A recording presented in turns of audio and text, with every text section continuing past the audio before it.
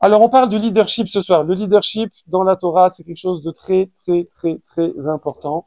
Pourquoi? Parce que le peuple juif, déjà en lui-même, doit être un modèle. D'accord? C'est le grand frère.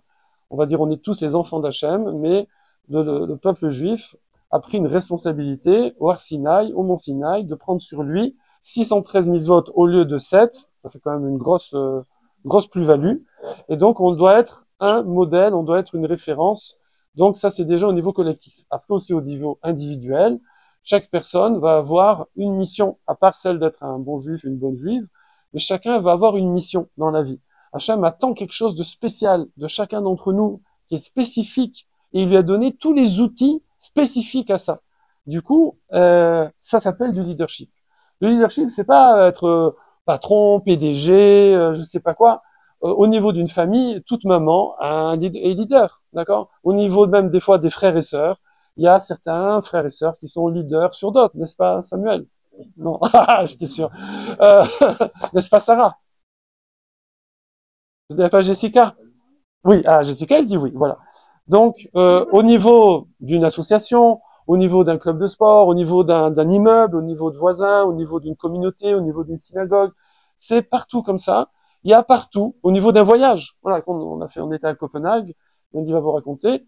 Ben, dans un voyage, il y a des gens qui vont être plus leaders que d'autres, qui vont prendre plus le groupe en charge et être plus responsables et faire participer, mettre l'ambiance, aider, cuisiner, faire la vaisselle, je sais pas quoi, faire les courses, etc.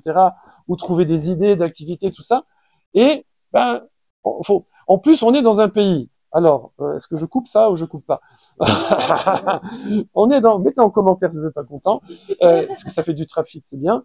On est dans un pays où certains, voilà, c'est pas moi, les étrangers, les Américains par exemple, disent que les Français sont un peu trop assistés, ont une mentalité d'assister voilà et de grande bouche, oui, ça s'appelle grande bouche, oui, big mouth, oui, d'être trop assisté.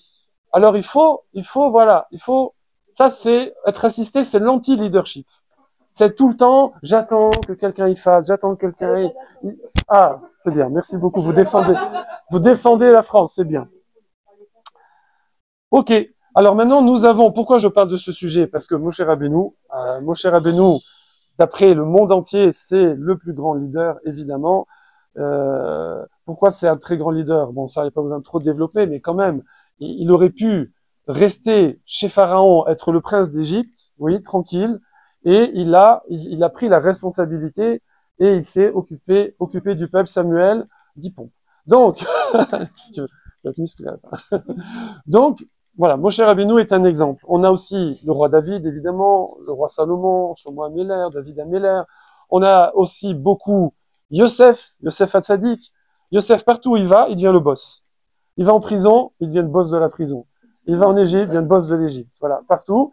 Et attention, quand on dit le boss, c'est pas le boss dans le genre le tyran, c'est quelqu'un, on va voir, qui a des qualités, des compétences, qui va élever, qui va être au service des autres. C'est ça un vrai leader. C'est pas quelqu'un qui se la joue et qui profite de la situation et qui roule pour sa bosse. C'est quelqu'un qui aide les autres, qui s'occupe des autres.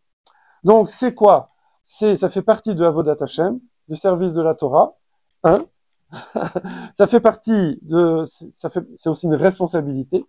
Et évidemment, être leader, surtout pour nous, ça va être aussi un moyen, le meilleur moyen, le plus grand moyen, le plus efficace de se marier. Bravo. Alors, un cœur à prendre, voilà, je présente Aaron, un gentil garçon. C'est vrai aussi de se marier, parce que c'est vrai que une fille va chercher quelqu'un qui a du leadership, quelqu'un qui est responsable, quelqu'un qui se prend en charge, quelqu'un qui, voilà, qui bouge, oui. On va voir qu'il y a toutes ces qualités. Et inversement, les garçons aussi, ils aiment bien trouver une fille qui a ces qualités-là. N'est-ce pas, Mendy? Voilà. Donc, non, moi je voulais se rapprocher d'Hachem. C'est aussi un rapprochement, mais plus spirituel. C'est la meilleure façon de se rapprocher d'Akadosh Baruch Hu, c'est d'exercer son leadership dans tous les sens du terme, dans tous les domaines. Alors, on va voir d'abord un petit peu c'est quoi les qualités au niveau des midot, des traits de caractère, un peu plus comme ça général. On va voir après les compétences, un peu plus pratiques, on va dire. et on va voir après le but aussi du leadership. Alors déjà les qualités. Alors on se base beaucoup ici sur le Maharal de Prague, Rav Dessler, les écrits, voilà, qui sont ce qu'on appelle la Hashkafa, la philosophie juive, la vision juive de la vie. Et les qualités, alors il y en a beaucoup évidemment. À la fin, on mettra une petite liste d'ailleurs qui a été que j'ai trouvé dans un texte très moderne de Torah. Vous savez, les rabbinim américains comme ça, ils font beaucoup de super livres américains comme ça, très modernes.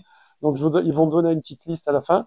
Mais pour se concentrer, on va voir 4 qualités principales d'un leader. C'est les 4 choses qu'on doit rechercher à travailler. Premièrement, évidemment, elle est en cuisine, en train de faire des sweets, c'est Anava. Parce qu'elle s'appelle Anava. C'est l'humilité. Anava, humilité. C'est beau, hein, des parents qui appellent leur fille Anava. C'est lourd à porter. Anava. Elle le porte bien, bravo. Anava. Déjà, l'anava, ce n'est surtout pas, bon, c'est pas un cours sur l'anava, mais tchic-tchac, ce n'est pas l'humilité, ce n'est pas se sous-estimer. L'anava, c'est s'estimer à sa juste valeur. Au contraire, il faut voir ses qualités. C'est même presque plus important. Il faut aussi connaître ses défauts pour les travailler, mais c'est presque plus important de connaître ses qualités pour les mettre en valeur et les bonifier que ses défauts. Donc, c'est simplement être conscient que ça vient d'Hachem. Si on est intelligent, si on est beau, c'est intelligent, hein, mais si on est riche, je sais pas, si on a voilà, tous ces beaux dons qu'Hachem nous a donnés, d'accord, une personne doit se dire, ok, il me les a confiés pour une fonction, mais ça vient d'Akadosh Baruch Hu. Et même après, on va dire, les occasions de la vie, les rencontres qu'on va faire, si des fois vous reprenez le fil, bon là, vous êtes encore jeune, mais déjà vous pouvez commencer. Genre, des fois, alors moi, si je remonte carrément, on a pour la nuit. Mais si vous dites, tiens, j'ai réussi à faire j'ai trouvé ce job. J'avais fait ces études, Chirel. J'ai fait 10 pompes. J'ai fait ces études. Mais pourquoi? Parce que j'ai rencontré truc, parce qu'il y avait le voisin, parce qu'il y a ce prof qui était sympa, parce que j'avais une copine en classe qui est comme si.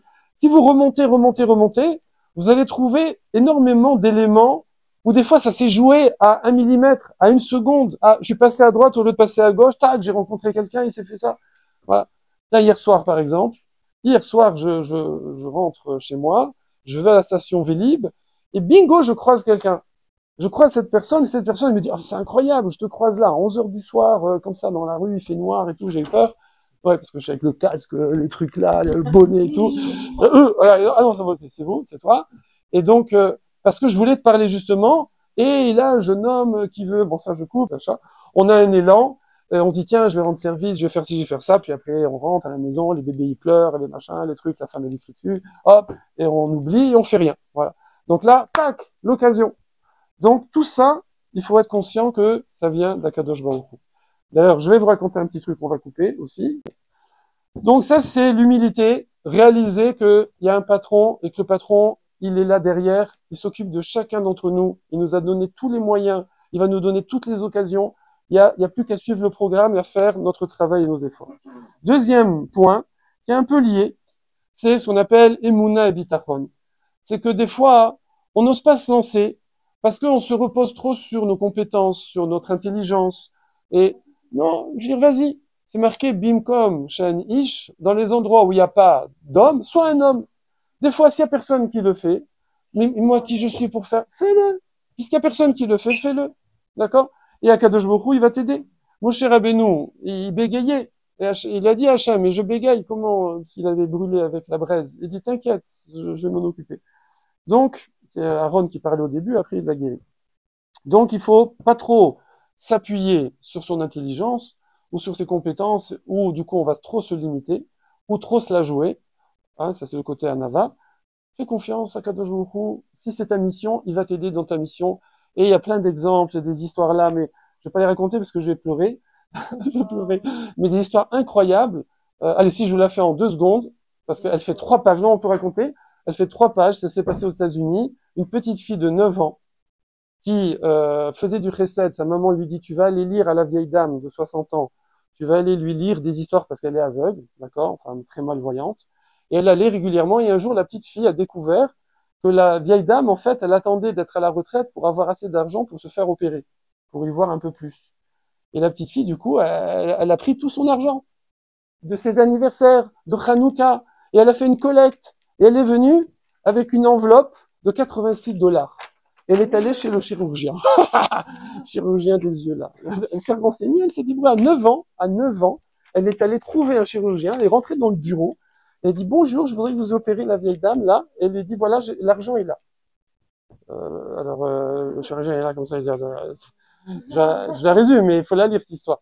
Il lui dit, mais attendez, d'abord on n'opère pas comme ça. Aujourd'hui, vous l'opérez aujourd'hui. Attendez, il faut faire des analyses, des trucs.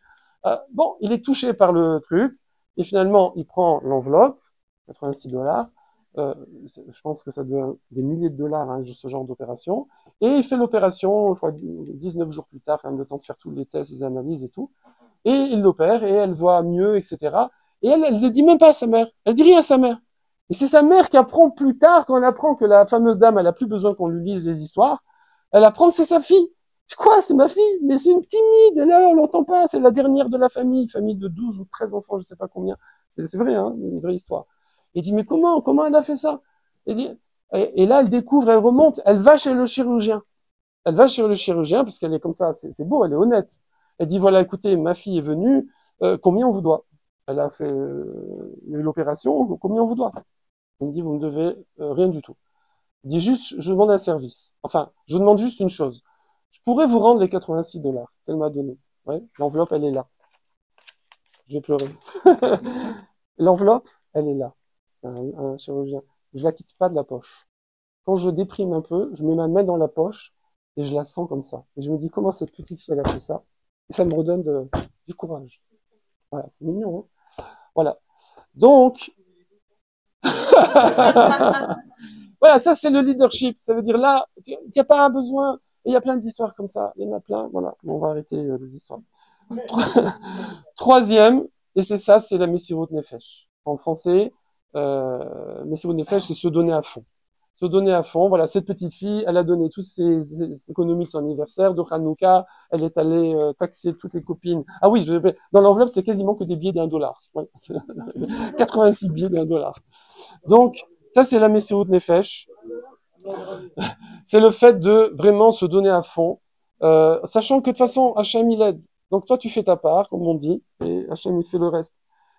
Forcément, un leader, c'est quelqu'un, c'est un donneur. Vous savez, le Rav Rothenberg Zassal qui a créé Pavé, toujours il disait, critère number one de la qualité d'une personne, combien il donne, combien il prend. Il y a des gens, c'est des preneurs, comme ça s'appelle des pinces. Parce que avec le bras, on peut pas aller assez loin, donc il faut une pince pour aller un peu plus loin, d'accord? Et il y a des gens qui sont donneurs. Il y a des gens, ils donnent, voilà. Donc, ça c'est la troisième qualité, c'est la Messirut Nefesh. Alors lui, il en avait mis 3, et j'en ai trouvé dans un autre texte une 4e. Allez, je vous laisse deviner un peu. Mettez en commentaire, c'est quoi la 4e. C'est quoi la 4e, à votre avis? Dans les qualités humaines de traits de caractère.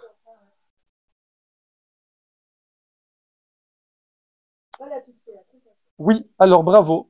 C'est la compassion, mais alors bizarrement, il l'a mis dans les compétences.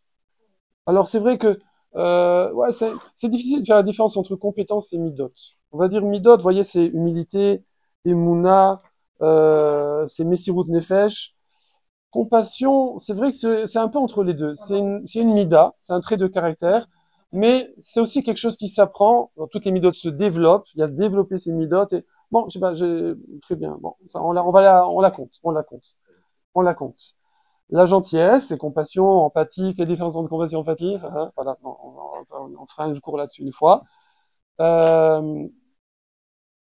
On va voir pourquoi on la met dans les compétences après, vous allez voir. Mais forcément, les compétences vont être liées à des midotes aussi, hein, très étroitement. Là, c'est vraiment une mida, mida, mida, mida, mida. En français, ça commence par un P. En hébreu, ça commence par un samer, un S. Simcha. Vas-y. Savlanout patience. Yes. Savlanout patience. La patience. Faut pas être pressé. Faut pas être pressé. Les choses prennent du temps. Les choses prennent du temps dans la vie. Quand on veut tout de suite, tout de suite, tout de suite, et on a une société qui nous pousse à vouloir tout de suite, du résultat, tout de suite. Alors c'est plus, c'est du dressage, c'est plus de l'éducation, c'est plus la patience, la patience. Bon, je développe pas plus. Les compétences maintenant. Première compétence, évidemment, c'est la chorma. Quand on dit chorma, c'est pas forcément des connaissances, de l'intelligence, puisqu'on a dit que chacun il fait avec ce qu'il a et il fait sa mission et Hachem donne les moyens. Il y a des gens pas avec des QI, comme on dit intellectuellement, ou des études très élevées, qui ont fait des choses incroyables. Et ça aussi, je pourrais vous raconter, mais bon, j'ai trop raconté. Euh, et mais ça va être surtout de comprendre les gens. C'est pour ça qu'on va appeler ça la compassion. D'être capable de se mettre à la place des gens, de comprendre les besoins des personnes. Celui qui est leader, il doit savoir voir les qualités d'une personne. C'est une sorte de intelligence humaine. Je vois quelqu'un, je peux l'aider à trouver sa place. Je peux l'aider à s'épanouir. Je peux l'aider à mettre en valeur ses qualités. D'accord? Tout ça, ça c'est des pizzas. Tout ça, on va faire la pause pour la pizza. Comme ça arrive. Du coup, euh, oui, la chorma, c'est être capable aussi, Ezeu Chacham, Aroe eta Nolad. Être capable de projeter dans le temps. J'ai presque fini. Tenez bon. Il reste qu'une page, même pas une demi-page. Et il n'y a plus d'histoire. Donc ça va aller plus vite. Donc, on voit Yosef, par exemple, Yosef Hatzadik, il y a eu la famine, tac, tac, 2 ans de famine, et non pas 7. Mais avant, pendant les 7 ans d'abondance, merci, eh bien, de pro-abondance, eh bien, il a prévu la suite. Donc, quelqu'un, il va avoir comme ça ça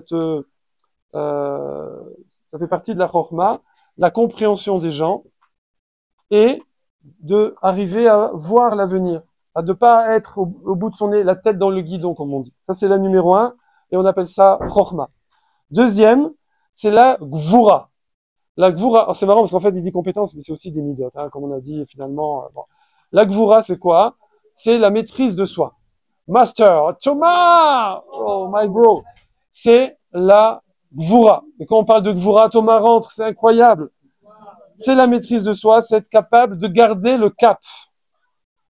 De garder le cap. Oui, c'est quoi la rigueur? On dit rigueur tout de suite, on fait non, rigueur, nous on n'aime pas défoncer la rigueur. C'est garder la ligne, c'est être régulier. C'est la fameuse goutte de Rabbi Akiva qui creuse le rocher. Oui, il y a des gens qui sont très forts, mais comme ils n'ont pas de constance, il y a rien qui avance. Il y a des gens qui sont 10 fois moins forts, mais eux, ils vont, eh ben ils avancent. Tiens, je suis en train de vous dire ça me rappelle mon prof de maths de première. Comment il s'appelait, j'ai oublié. Prof de maths de première, je ne sais pas pourquoi. Une fois, il est à côté de moi. J'ai donné une bonne réponse. Je n'étais pas très brillant en première. En terminale, ça s'est mieux passé. Mais en première, j'étais un peu perturbé. Et il s'est mis à côté de moi parce que j'avais sorti une réponse de ouf. Et il fait un imbécile qui avance va plus loin qu'un intelligent qui reste assis. J'ai très mal pris. Voilà. N'empêche que, bon, non, je vais pas me la jouer, mais en terminale, il était quand on rendait les résultats du bac et bien à rage avait cartonné et il a regardé comme ça et fait oh, c'est bien ce que je dis, c'est bien ce que je disais, c'est bien ce que je disais, un imbécile qui a avancé, alors c'est bien. Voilà. Donc ça, c'est maîtrise de soi. Pourquoi on appelle ça Gvura, maîtrise de soi? Parce que qu'est-ce qui nous empêche de garder le cap, d'avancer, d'être régulier, d'être persévérant? Ben, c'est rara, c'est la facilité. Voilà, une fois oui, une fois non, semaine pro, voilà. Procrastination, voilà, ça y est, je sais le dire. Troisième compétence, c'est évidemment être inspirant. La capacité de communiquer avec les autres, de les inspirer. Alors c'est vrai qu'il y a la dougma ishit, qu'on appelle en hébreu, ça veut dire l'exemple en soi. Et d'ailleurs, souvent, de fréquenter des gens comme ça donne la pêche. Je veux pas faire de jaloux, mais forcément, la fille qui va à la gym avec Anava, elle assure d'avoir la pêche pour toute la semaine. Hein? Voilà. Donc, forcément, quand on fréquente des gens qui ont la pêche, ça donne la pêche.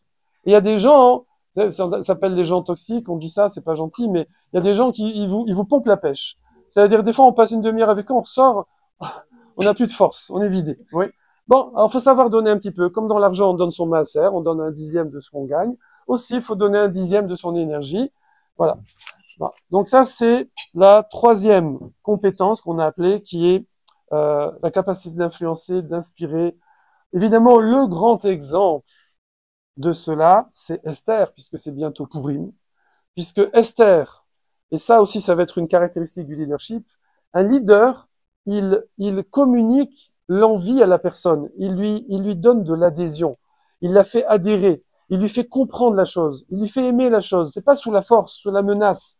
Genre, par exemple, un parent qui agit comme leader avec son enfant, eh ben, l'enfant, quand il sort on dit du giron de sa maman, ouais, je sais pas ce que c'est d'ailleurs, le giron, quand il sort du cercle parental, eh ben, il continue. Mais si l'éducation, c'était que sous la menace, sous la force, etc., ben, dès qu'il sort de chez les parents, il envoie tout balader. Oui. J'ai connu, on peut dire, ça y est, le pauvre, vous connaissez pas du tout, non, vous savez pas du tout qui c'est un monsieur très âgé qui a quitté ce monde. Et lui-même, il m'a raconté, il n'était pas du tout religieux, il faisait plus rien, mais il m'a dit, j'étais en Europe de l'Est avant la guerre, oui, il était pendant la guerre, il a été rescapé de la Shoah, il m'a dit, j'étais dans une famille ultra religieuse, dans un village là-bas de, je sais pas où, là, de Lituanie, et j'attendais qu'une chose, là-bas on partait très jeune travailler, comme couturier, à 14-15 ans, on quittait la maison, on allait à l'usine, ouais. Il dit, j'attendais qu'une chose, c'est quitter la maison pour envoyer balader tout ça. Ça veut dire, il n'y a pas eu d'adhésion, il n'y a pas eu de compréhension, il n'y a pas eu d'amour, vous voyez. Et c'est de la, c'est de la tyrannie. C'est de comment on appelle ça, un tyran, hein? Ouais, on n'a pas adhéré. Un leader, il fait adhérer la personne. Il lui donne envie. Il lui fait acquérir la chose. En hébreu, on dit, il fait un kinyan. Et ça, l'exemple de ça, c'est Esther. Esther, elle est chez qui elle est? Chez qui elle a grandi? Qui l'a élevée? Qui a élevé Esther? Mordechai. C'est son tonton, et c'est aussi son mari, et c'est son leader. Quand elle part de chez tonton, mari, Mordechai, et qu'elle va pendant 1 an dans des ambiances, dans le harem de Achashverosh, non seulement elle lâche pas 1 millimètre, mais en plus, c'est ses servantes qui deviennent juives. C'est un truc de fou. Et normalement, 1 an coupé de sa famille, coupé de tout, dans des ambiances qui étaient faites pour la ramollir spirituellement et physiquement. Et normalement, on voit des personnes, des fois, ils sont à Paris, ils sont bien, il y a synagogue à côté, il y a papa, maman, il y a truc, ils partent en poste, je sais pas où, à Orléans ou à Montélimar, et au bout de 3 semaines, de quelques temps, ça y est, Shabbat, cache-foot, machin, oupa. Donc, il n'y a pas eu, ça c'est quoi? Il n'y a pas eu de leadership, il n'y a pas eu d'adhésion, il n'y a pas eu de compréhension, il n'y a pas eu d'amour de la chose. Un vrai leader, c'est quelqu'un, on a envie de le suivre, on a envie de lui ressembler, on acquiert la chose pour la vie. Quand on sort de son réseau, on continue à perpétuer la chose et à la communiquer aux autres. Voilà, donc j'ai presque fini. Évidemment, le but d'un leader, ça va être de se rapprocher d'Hachem, de rapprocher les gens d'Hachem, de les rapprocher de leur mission, de la responsabilité dans le monde. Vous savez qu'il y a un principe chez nous, c'est Kol Israël Arivim Zelazé. On est tous garants les uns des autres. Ça veut dire que on a tous, on pense ici qu'on est séparés physiquement, on est physiquement séparés, mais spirituellement, au niveau des degrés très élevés de Neshamot, c'est un seul bloc. Toutes nos Neshamot élionotes, qu'on appelle supérieures, c'est un bloc. De toute façon imagée, on dit c'est le trône céleste. Le trône céleste d'Hachem, évidemment, faut pas imaginer un gros fauteuil, et nous, on est un bout du fauteuil, hein, évidemment. C'est une image comme ça, mais c'est spirituel. C'est pour dire que l'assise sur laquelle, si on peut dire, la présence divine, elle gouverne le monde, c'est la réunion de toutes ces parties supérieures de nos âmes qui sont reliées entre elles. Ce qui fait que quand quelqu'un fait quelque chose là, ça influence l'autre personne. Un petit peu comme un corps humain, où effectivement, quand on a mal au doigt de pied, c'est tout le corps qui ressent la chose, oui. Ou mais quand inversement on est en forme au niveau d'une partie du corps, ça va aider l'autre partie du corps à être en forme également. Donc on a aussi cette responsabilité parce qu'on est tous connectés. Et il faut savoir que même, évidemment, qu'il y a l'exemple visuel, il y a l'exemple d'être dans la aura, dans l'espace de la personne. Forcément, on va plus profiter. Mais il faut savoir que même à distance, même les gens que vous ne connaissez pas, vous, par votre avodat Hashem, par votre leadership, vous les influencez. Okay. Bon, il y a beaucoup d'histoires pour expliquer ça, mais ça y est, voilà, on a fini, c'est le timing. Alors, j'ai terminé avec une rapide liste. Ici, ça s'appelle NER les élèves, ce sont des fiches comme ça que Olami avait fait il y a quelques années. Et elle va faire un petit listing comme ça sympathique, ça redonne un petit peu un résumé sous une forme un peu moderne, oui. Et voici les 13 caractéristiques pratiques du leadership. Prêt? C'est parti. One. Dites-vous si vous l'avez dans la tête, vous le dites. C'est bon, ça j'ai. Ah, pas mal. Ah ouais, c'est bien ça. Ouais, Vous êtes prêts? Vous vous mettez peut-être sur les thèses de 1 à 10. Chacun est prêt? Vous faites le total. C'est bon? Attention. 1. Savoir où je vais. Avoir une vision de là où je veux aller dans la vie, mes projets, ma personnalité. Qu'est-ce que je veux faire dans ma vie? Parce que c'est compliqué de remplir une mission si on ne sait pas laquelle. D'accord? Donc il faut se baser là-dessus. 1. 2. Être passionné, enthousiaste. D'accord? Voilà. Ça, c'est 2. On a perdu des gens. On a pas... 3. Communiquer cette passion. On est là. Je veux dire, moi, la pêche à la ligne, j'en ai rien à faire. Mais je suis là, je suis à côté d'un pêcheur. Bon, j'ai pas pris un bon exemple. Et je suis là d'un seul coup. J'ai une envie de prendre une canne à pêche et d'y aller, quoi. Ça a l'air passionnant, son truc. Alors que moi, j'avais rien à faire avec ça. Pourquoi? Parce qu'il communique sa passion, son enthousiasme. Voilà. 4. La capacité. Bravo. C'est du propre, c'est du propre. 4. La capacité à créer des équipes, à travailler en équipe. Il y a à communiquer aux gens, mais après, il y a savoir s'entourer et relier les gens entre eux dans un projet commun. 5. Faire preuve de force, de courage. D'accord? Courage. 6. Persistance. On a dit tout à l'heure. Gardez le cap. Gardez le cap. Oui. 7. Élaborer des stratégies. Des fois, faut pas non plus un bourrin, vous savez, un âne. Je veux dire, j'y vais, j'ai confiance, j'ai Mouna. C'est vrai que je suis pas capable, mais Hachem il va m'aider. Non, mais aussi casse-toi la tête. Je veux dire, regarde des tutos dans YouTube. Travaille. Il y a beaucoup de gens comme ça qui ont travaillé, qui se sont formés eux-mêmes en autodidacte. Hein. Il y a des gens, ils ont appris des bouquins, voilà. Tiens, ben j'ai Alexandre Royan, petit clin d'œil, qui est avec nous à Copenhague, m'a prêté un bouquin qui est écrit sur l'art de la négociation. C'est écrit par un des plus grands spécialistes qui a travaillé pendant des dizaines d'années au FBI. Il raconte qu'il avait aucun diplôme, ni de psychologie, ni de sociologie, ni de tralouade, ni de rien du tout. Et simplement, il avait envie. Et il est allé comme ça gonfler au FBI. Toc, toc, bonjour. Il a vu la bonne femme, il lui a dit, la responsable, je voudrais être négociateur au FBI. Il a dit, bah, vous avez quoi comme diplôme, comme expérience? Rien. Mais monsieur, je veux dire, il est fou celui-là.